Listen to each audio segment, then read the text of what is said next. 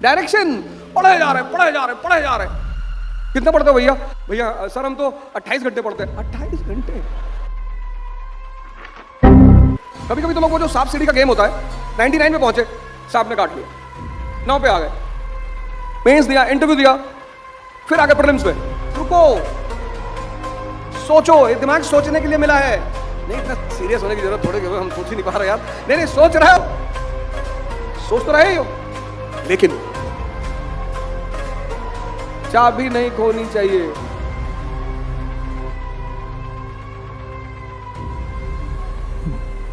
जय हिंद फ्रेंड्स।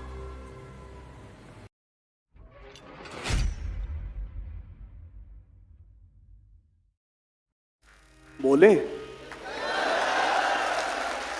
जय हिंद फ्रेंड्स। 3 दोस्त दुबई में छुट्टी मनाने गए। उनका जो होटल का कमरा था वो 75th फ्लोर पे था, मंजिल। तो जब शाम को घूम कर आए तो लिफ्ट खराब थी।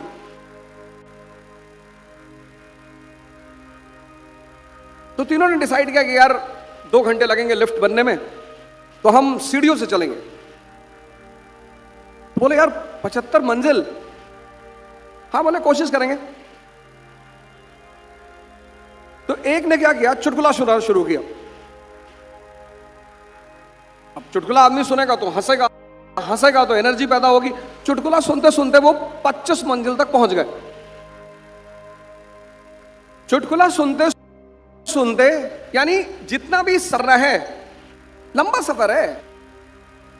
एकेडमिक एग्जाम और सिविल सर्विस के एग्जाम में जो सबसे बड़ा अंतर है वो ये है कि जब एकेडमिक एग्जाम की शेड्यूल आता है तो हम सबसे पहले क्या देखते हैं कि लास्ट पेपर कब है ना। एकेडमिक एग्जाम का जब शेड्यूल आता है, एग्जाम लिस्ट आती है, तो हम सबसे पहले ये देखते हैं यार लास्ट पेपर कब है, लास्ट। तो पता चला कि लास्ट पेपर है 5 जुलाई। तो मन तुरंत एक बात कहता है कि 5 जुलाई के बाद मजा आएगा।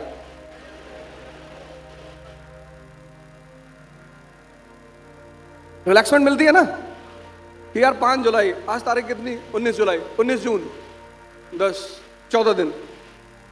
मतलब सोच लेता कि सारा कष्ट 14 दिन है,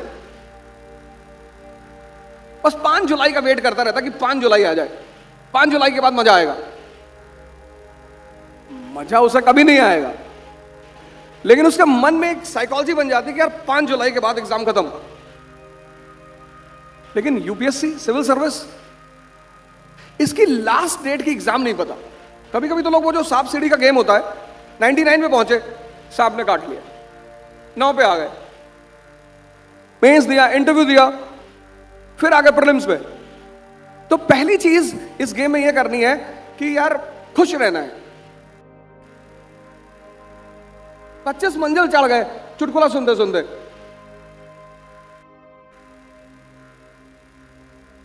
तो काम यह करना है कि खुश रहना है। तो खुश कैसे रहना है? अवध ओझा की वीडियो बना के उसको सुनना है।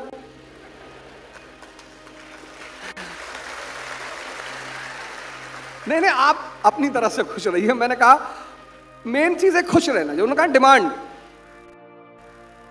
सलमान साहब ने कहा डिमांड बता करी। फिर अगले 25 मंजिल तक दूसरा दोस्त कहानियां सुनाता रहा।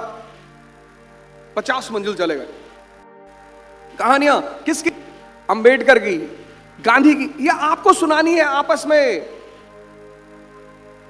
आप एक दूसरे को मोटिवेट करने के बजाय आप एक दूसरे को डराते हो।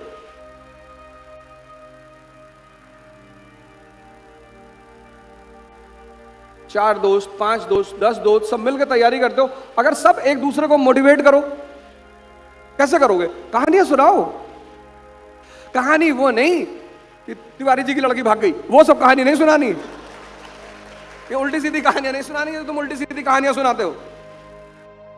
कहानी सुनानी है अंबेडकर की, कहानी सुनानी है गांधी की, कहानी सुनानी है लिंकन की।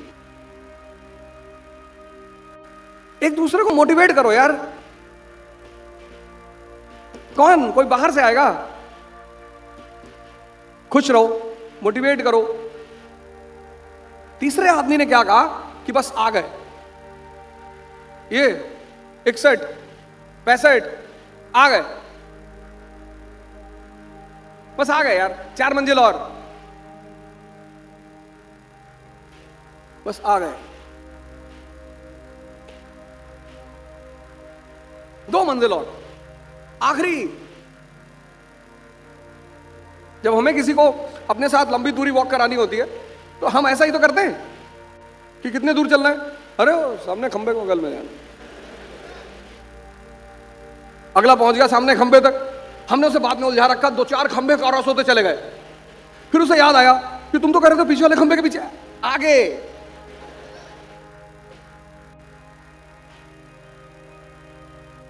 ये वाला वो जो आदमी का कंकाल बना हुआ है,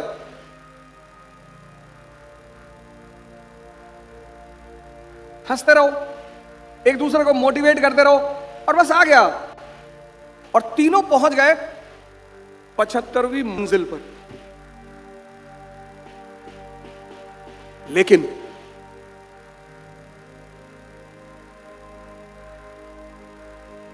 तीनों पहुंच गए 75वीं मंजिल पर, तीनों पहुंच गए,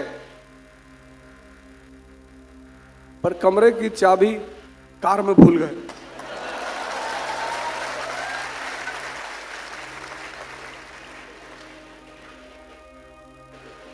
यही तो तुम्हारा हाल है, तुम कमरे की चाबी कार में रख के चले आते हो, मेहनत बहुत करते, लड़ते बहुत हो।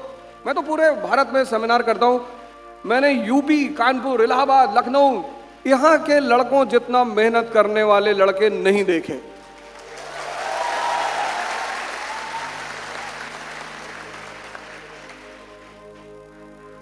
बहुत मेहनत, लेकिन 95% की चाबी कार में रखी हुई है। डायरेक्शन पढ़े जा रहे। कितना पढ़ते हो भैया? भैया सर हम तो 28 घंटे पढ़ते हैं। 28 घंटे?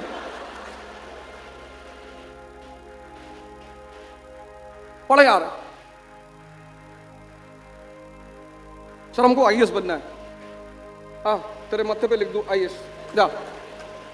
बनना है, बिल्कुल अच्छी बात है, बनना है, पर चाबी अपने पास रखनी है।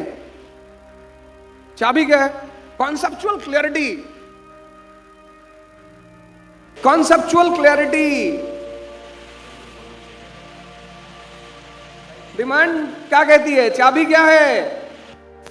Conceptual clarity. कॉन्सेप्चुअल क्लैरिटी क्या है? कॉन्सेप्चुअल क्लैरिटी यह है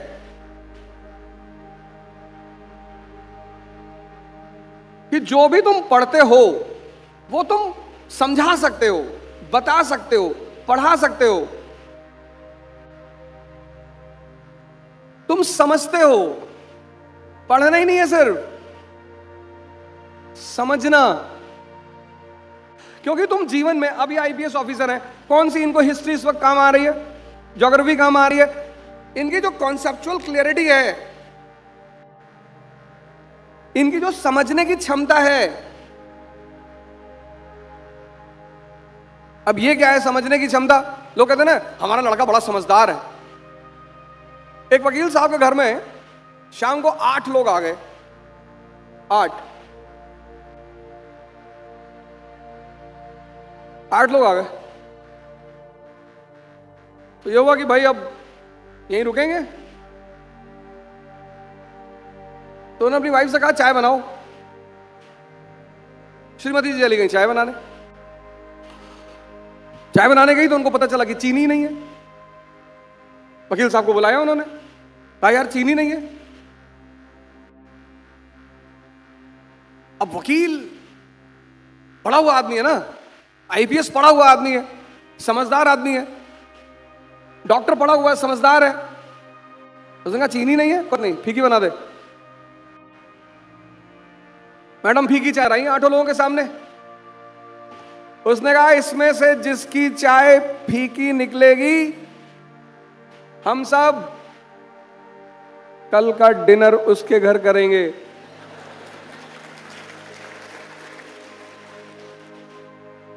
सबने चाय पी। एक भाई साहब ने तो यहां तक कहा कि चीनी बहुत ज्यादा है। यह है समझदारी का विकास। तो चाबी क्या है? कॉन्सेप्चुअल। पहली चाबी है कॉन्सेप्चुअल।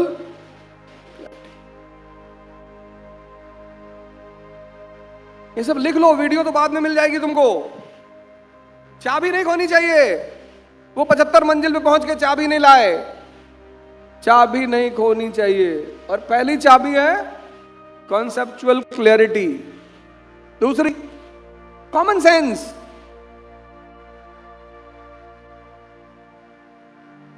चार जुआरी पकड़े गए जुआ खेलते हुए, सलमान साहब ने पकड़ लिया,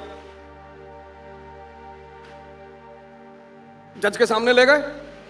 पहला जुआरी मेडिकल सर्टिफिकेट लेके आया कि साहब उस दिन मैं अस्पताल में था, साहब ये मेडिकल सर्टिफिकेट से। दूसरा ट्रेन की टिकट लेकर आया कि सर मैं तो शहर में था ही नहीं सर। तीसरा अपने ऑफिस की अटेंडेंस रजिस्टर लेकर आया कि साहब ये अटेंडेंस लगी है साहब, हम तो साहब काम कर रहे थे साहब।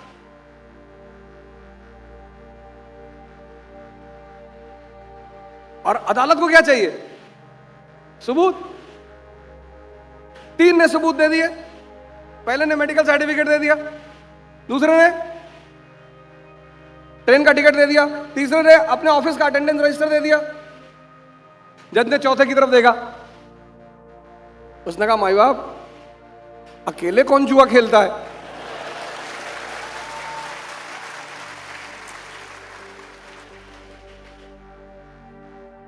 कॉमन सेंस डेवलप करो यार। परेशान हो तुम इतना, तुमने अपने इस चीज को कूड़ेदान बना रखा। कूड़ेदान सुन के आजकल तो एक नई यूनिवर्सिटी आ गई ना, WhatsApp university. Common sense develop करो। कॉमन सेंस, ये क्यों पढ़ना है, ये क्यों समझना है, इक्तेदारी क्या है, इल्तुतमिश ने क्यों लगाई, उत्तर वैदिक काल का धर्म कैसे बदल गया। रुको, सोचो, ये दिमाग सोचने के लिए मिला है।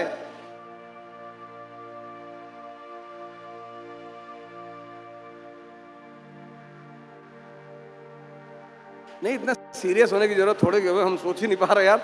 नहीं नहीं, सोच रहे हो, सोच तो रहे ही हो।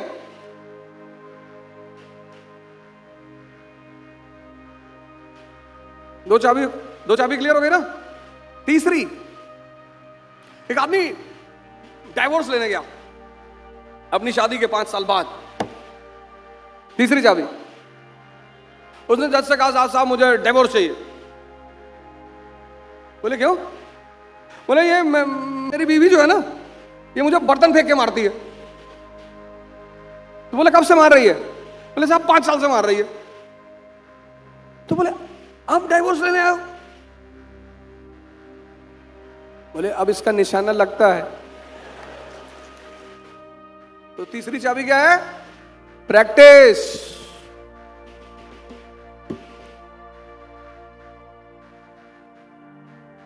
पहली चाबी क्या है? कॉन्सेप्ट। दूसरी चाबी कॉमन सेंस। सोचो यार,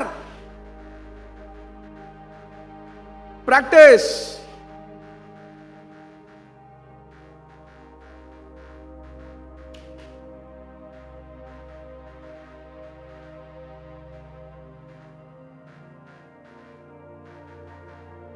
कॉन्सेप्ट, कॉमन सेंस, प्रैक्टिस। अब सबसे अंतिम चाबी, चौथी। 3 चाबी क्लियर। चौथी चाबी जो है, फोर्थ, क्या? तुम छोटे थे, स्कूल जाते थे, होमवर्क करते थे ना, क्यों? डर की वजह से कि मैडम उठा के सो पटक देगी, उठा। और कितने भी बहाने बनाओ, कितने भी, मैडम वो दर्द हो रहा था मैडम, इससे कर लेते, मैडम इससे लिख नहीं पाते, मुंह से पकड़ के लिख देता आंसर। मैडम मैडम तो कुछ सुनती नहीं थी बचपन में। तो चौथी चाबी,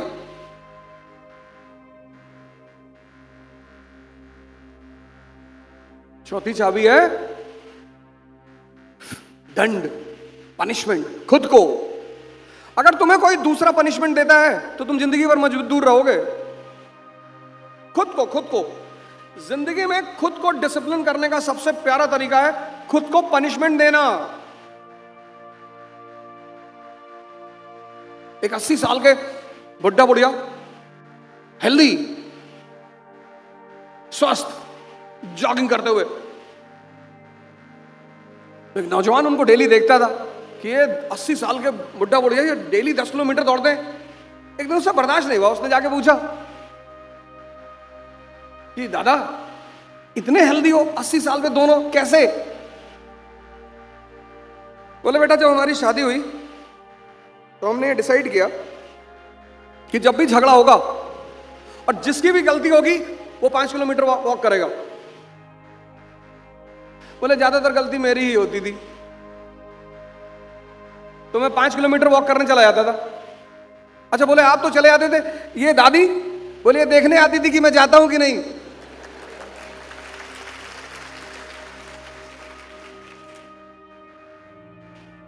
पचहत्तर मंजिल पर पहुंचकर चाबी तुम्हारे पास होनी चाहिए।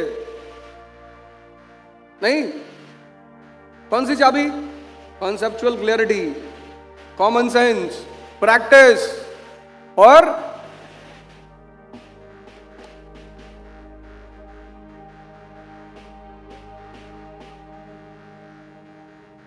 क्या बोले, बस हो गया। इससे ज्यादा क्या सुनोगे? जो तुम सुनने आए थे तुम्हारा काम हो गया ना। आखिर हम क्यों जाते हैं अपने शहर को छोड़कर किसी दूसरे शहर में? आखिर ऐसी क्या मजबूरी होती है कि हमें अपना होम टाउन छोड़ना पड़ता है? जॉब, स्टडी और प्रिपरेशन, है ना? ऐसे में यूपीएससी की प्रिपरेशन करने वालों को अब पुणे छोड़कर नहीं जाना पड़ेगा, क्योंकि इकरा IAS आ गए हैं अब अपने सदाशिवपेट पुणे में, जहां पर यूपीएससी के लिए है बेस्ट फैकल्टीज फ्रॉम दिल्ली, जहां ओझा सर की गाइडेंस में यूपीएससी की बेस्ट प्रिपरेशन होती है। तो और क्या चाहिए? NCERT बेसिक्स और GS बैच के लिए, वर्किंग एस्पायरेंट्स के लिए रेगुलर और weekend new offline batches start हो रही है 15 जुलाई से। अगर आप इकरा IAS का फ्री डेमो लेना चाहते हैं तो कॉल कर सकते हैं 9823256625 पर, या विजिट कर सकते हैं www.iqrais.com पर। एक बार फुल एड्रेस बता देती हूँ। इकरा IAS about notebook hub, Tilak road, Sadashivpet, Pune.